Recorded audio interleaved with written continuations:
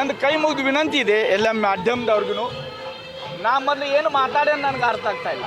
ಯಾಕಂದ್ರೆ ನಾ ಮಾತಾಡಿ ಇದ್ರಾಗ ಅವ್ರದ್ದು ಎಲ್ಲರ ಹೆಸರು ಇದ್ರೆ ತಾವು ನನಗೆ ತೋರಿಸ್ಕೊಡ್ರಿ. ಅಲ್ರಿ ಅಕ್ಕ ಮಾಯಿ ಅಂದ್ರೆ ಅವರೇ ಯಾಕಂತ ನೀವು ಬಿಂಬಿಸ್ತಾ ಇದ್ರಿ ಸರ. ನಾ ಒಂದು ನಿಮಿಷ ಈಗ ಏನಂತ ನಾ ಏನು ಅಕ್ಕನ ಹೆಸರು ಏನು ಮಾತಾಡೋನು, ಏನು ಕೆಟ್ಟ ಮಾತಾಡೋನು ಹೇಳಿ. ಈಗ ಎಕ್ಸ್ಟ್ರಾ ಬೇಕಂದ್ರೆ ಸರಿ ಅಂತ ಯಾಕೆ ತಿಳ್ಕೊತಾ ಇದ್ರಿ ನೀವು? ಎನರ್ಜಿ ಡ್ರಿಂಕ್ ಇರಬೇಕು. ಎನರ್ಜಿ ಡ್ರಿಂಕ್ ಇದಾವ. ಎನರ್ಜಿ ಡ್ರಿಂಕ್ ಇರ್ತತೋ ಇಲ್ಲೋ ಸರ? ಇವತ್ತ ಡಾಕ್ಟರ್ ಬಾಬಾ ಸಾಹೇಬ್ ಅಂಬೇಡ್ಕರ್ ಅವ್ರ ಹುಟ್ಟಬ್ಬ. ನಾ ಸರ ಎನರ್ಜಿ ಡ್ರಿಂಕ್ ಅಂತ ಹೇಳ್ತಾ ಇದ್ದೇನೆ. ಒಂದು ನಿಮಿಷ ಮತ್ತೊಂದು ವಿನಂತಿ ನಂದ. ಒಂದರೆ ಬಹುಶಃ ನಿನ್ನಿಂದ ಕಾರ್ಯಕ್ರಮ ಭಾಳ ಒಳ್ಳೇದಾಗಿತ್ತಂತ ಹೆದರಿಕೆ ಆಗೈತಿ. ಚುನಾವಣೆಯಲ್ಲಿ ಸೋಲು ಹೆದರಿಕೆಲೆ ಮತ್ತೆ ಕೇಳ್ರಲ್ಲ, ನೀವು ಹೋಗಾನು ಮಟ್ಟ ಹೋಗಂಗಿಲ್ಲ.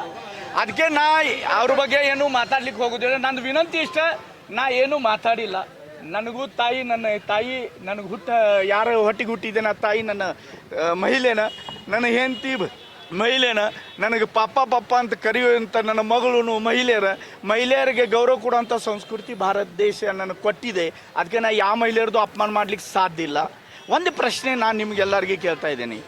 ಈಗ ನೀವು ಇಷ್ಟೆಲ್ಲ ಕೇಳಾಕದ್ರಿ, ಚುನಾವಣೆ ಸಂದರ್ಭದಲ್ಲಿ ಈಗ ತಿಳ್ಕೊರಿ, ನಾ ಏನಾರು ತಪ್ಪ್ರ ಅದಕ್ಕೆ ಇಲೆಕ್ಷನ್ ಕಮಿಷನ್ ಇದೆ, ಪೊಲೀಸ್ ಡಿಪಾರ್ಟ್ಮೆಂಟ್ ಇದೆ, ಅಲ್ಲಿ ಹೋಗಿ ನೀವು ಕಂಪ್ಲೇಂಟ್ ಕೊಡ್ರಿ. ತನಿಖೆ ಆಗಲಿ, ಸಂಜಯ್ ಪಾಟೀಲ್ ತಪ್ಪಿಸ್ತಿದ್ರೆ ಅವನಿಗೆ ಶಿಕ್ಷೆ ಆಗಲಿ.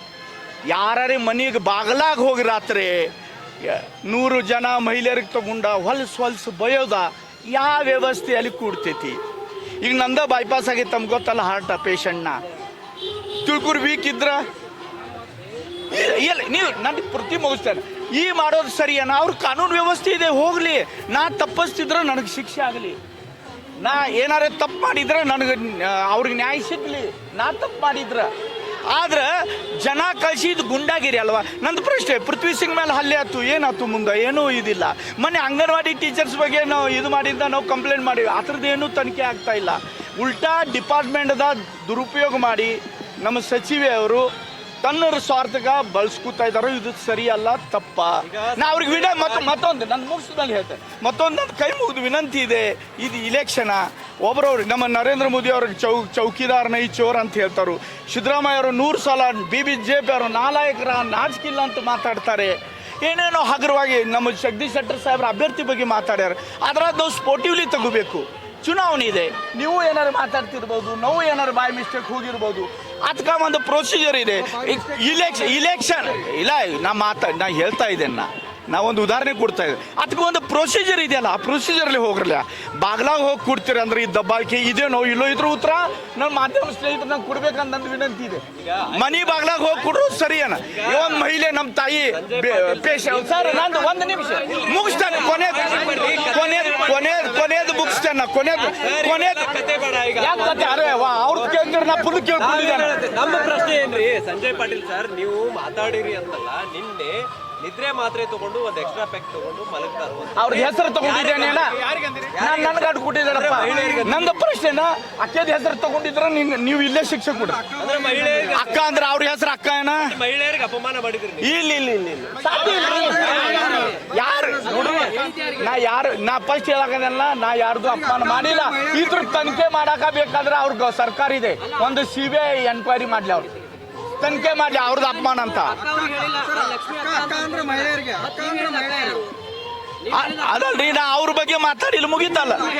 ಅಲ್ರಿ ನಮ್ಮ ಮನೆಯವ್ರಿಗೆ ನಾ ಮಾತಾಡ, ನಿಮ್ಗೆ ಯಾಕದ ಸರ? ನೀವು ಆ ವಿಡಿಯೋ ಪೂರ್ತಿ ಚೆಕ್ ಮಾಡ್ರಿ ಅಂತ ನಮ್ದು ಕೈ ಮುಗಿದು ವಿನಂತಿ. ನಾ ಅವ್ರ ಬಗ್ಗೆ ಏನು ಅವ್ರ ಬಗ್ಗೆ ಏನು ನಾ ನೇರವಾಗಿ ಮಾತಾಡೇನಿ. ಅವ್ರ ಬಗ್ಗೆ ಮಾತಾಡಿದ ನಾ ನೇರವಾಗಿ ಒಂದು ವಿಷಯ ಮಾತಾಡೇನಿ. ಅವರ BJP ಕಾರ್ಯಕ್ರಮಕ್ಕೆ ಹೋಗ್ಬೇಡ್ರ ಅಂತ ಕೆಲವು ಮಂದಿ ಹೇಳ್ತಾ ಇದ್ದಾರೆ. ಗ್ಯಾರಂಟಿ ನಾವು ನಿಲ್ಲಿಸ್ತೀವಿ ಅಂತ ಹೇಳ್ತಾ ಇದ್ದಾರೆ. ಅದು ಯಾರಿಗೂ ಸಾಧ್ಯ ಇಲ್ಲ ಅಂತ ನಾ ಮಾತಾಡಿದ್ದೇನೆ. ಮತ್ತೊಂದು ಏನು ಹೇಳಿದ್ದೇನೆ, ಇವ್ರ ಹಿಂದುತ್ವ ಬಗ್ಗೆ, ನಿಜವಾಗಿ ಇವ್ರ ಹಿಂದೂ ಧರ್ಮ ಬಗ್ಗೆ ಇದ್ದಿದ್ರೆ ನಾವು ಗೋ ಹತ್ಯೆ ಕಾನೂನು ತಂದೇವಿ, ಆಮೇಲೆ ಧರ್ಮಾಂತರ ಕಾನೂನು ತಂದೇವಿ, ಅದಕ್ಕೆ ಅವ್ರು ಸಪೋರ್ಟ್ ಮಾಡಲಿ. ಇದು ಅವ್ರ ಬಗ್ಗೆ ಮಾತಾಡ್ಯಾನ. ಉಳ್ಕಿದ್ನ ಅವ್ರದ್ದು ಹೆಸರು ತಗೊಂಡಿಲ್ಲ. ಅವ್ರಿಗೆ ಬೆಕ್ ಅಂದ್ರೆ ಎನರ್ಜಿ ಡ್ರಿಂಕ, ಅಂದ್ರೆ ಮಲ್ಕೋಬೇಕು ಅಂತ ಹೇಳಿದ್ರಿ ನೀವು ಅವ್ರ ನಿದ್ದೆ ಮಾಡ್ಬೇಕಂದ್ರೆ ಇಲ್ಲ ಅಲ್ರಿ ನಂದು ಪ್ರಶ್ನೆ ನಾ ಅವ್ರ ಹೆಸರು ತಗೊಂಡಿಲ್ಲ ನೀವು ಅವ್ರದ್ದು ಯಾಕೆ ಹೇಳಾಕತ್ತೀರಿ ಅಲ್ರಿ ನಾ ಯಾರ ನೋಡ್ರಿ ಸರ ನಾವು ಬೆಳಗಾವಿ ಮೀಡಿಯಾವ್ರಿಗೂ ವಿನಂತಿ, ಇದು ವಾತಾವರಣ ಕೆಡ್ಸೋಂಥ ಕೆಲಸ ಯಾರ ಕಡ್ದು ಆಗಬಾರ್ದು. ನಂದು ವಿನಂತಿ, ನಾ ಅಂತ ಮಾತಾಡಿಲ್ಲ ಅಂತ ಭಾಳ ಪ್ರಾಮಾಣಿಕವಾಗಿ ಹೇಳಕದೆ. ಅವ್ರಿಗೆ ಮಾತಾಡಿಲ್ಲ, ಅವ್ರ ಹೆಸರು ತಗೊಂಡಿಲ್ಲ, ಅವ್ರ ಸ್ವಂತ ಉಲ್ಟಾ ಈ ಥರದ ಅಡ್ವಾಂಟೇಜ್ ತಗೊಳ್ಳೋದು ಪ್ರಯತ್ನ ಮಾಡಾಕತ್ತಾರ.